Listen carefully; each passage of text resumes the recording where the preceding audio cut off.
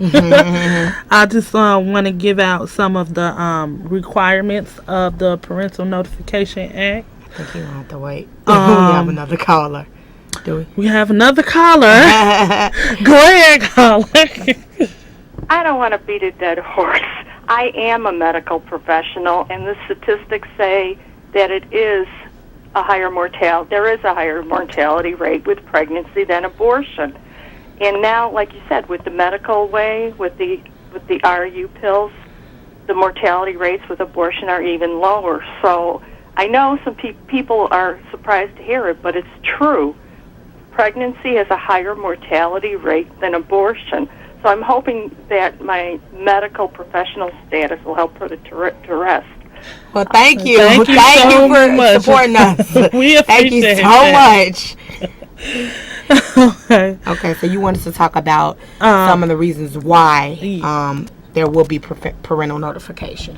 What will be? Well, I'm going to talk about what it really, what are the outlines of this act. And it's one of them. The first one is that it requires that the abortion provider,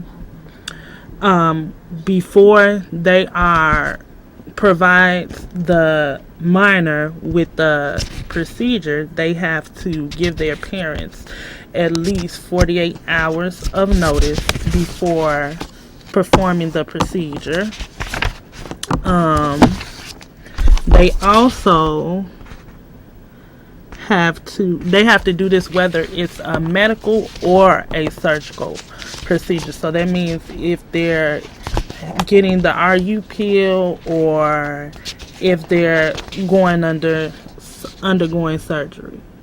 And when they say adult family member, that means that it has to be a person over 21 who is either a parent, grandparent, step parent that is living in the household with the minor, or legal guardian. So that means that it can't be their aunt, can't be their technically it could if they uncle, if they are not the legal guardian and they don't live in the house.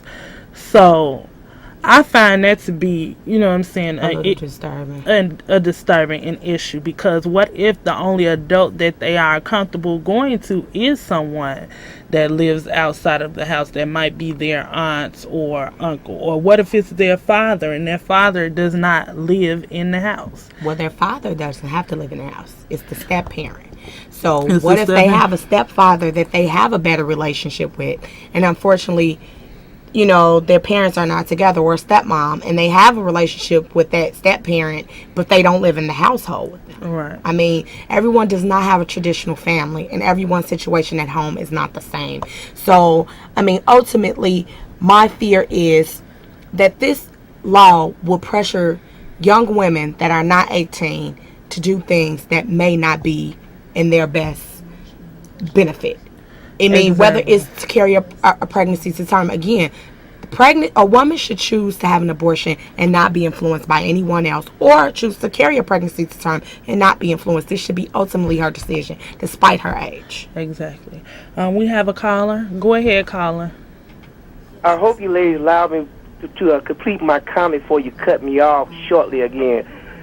First of all, I am pro-choice and I am Catholic. The double-edged sword, if you start letting certain laws are put in place to protect young women for a reason. Now, if you start letting young women start having reproductive choices, then they're going to say, well, we can start pushing them much more into the criminal justice system since they're able to make that sort of adult decision. Well, I just want to respond to that because I don't know how accurate that would be because, again, this law has not been enforced up until now. So we don't show any high statistics of problems surrounding around parents not being notified when young women get abortions. Exactly. Go ahead, caller. Yes, what I'm trying to find out, how do the RU pill work? Again, I'm sorry, we're not medical professionals. It is a medical abortion. You take the pill, a series of pills, I'm assuming, but I really don't know. So you would have to contact a more experienced person that actually, works with in the medical field to give you an accurate description of how the pill works. And with that being said, I'm just going to flash our overhead because you can always call us and we can give you the number to a clinic or somewhere where you can get the proper information about that. And I just want to say, unfortunately, at this point, there's nothing that we can really do right now to change this law. I just want to make it clear that this is a violation of young women's right to choose what's best for them. They've made a choice to have sex.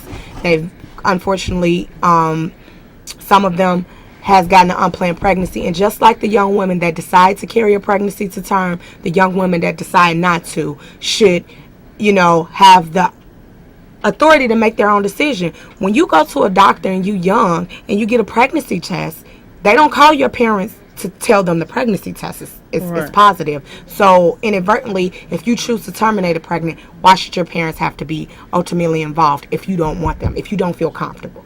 Again, you may have children that are being abused at home, and just don't feel comfortable with telling their parents, or they don't want to disappoint their parents. These are young women. So they may not be mature in their thought process to be able to really handle letting their parents know what's going on. Right, which is this is really just putting them in an unsafe, uncomfortable situation. And they may react in a very terrible way. But again, ACLU is working really hard to educate lawyers, to educate medical professionals, to educate nonprofit organizations, and how we can help young women under the age of 17 get through this. They're creating really user-friendly things for the youth. So I just, again, wanted to commend them and thank them because they have been strong in this fight.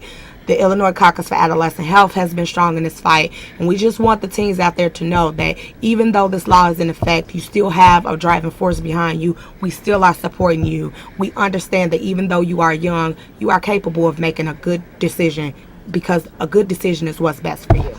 Exactly. And with that being said, I'm going to flash our information one more time.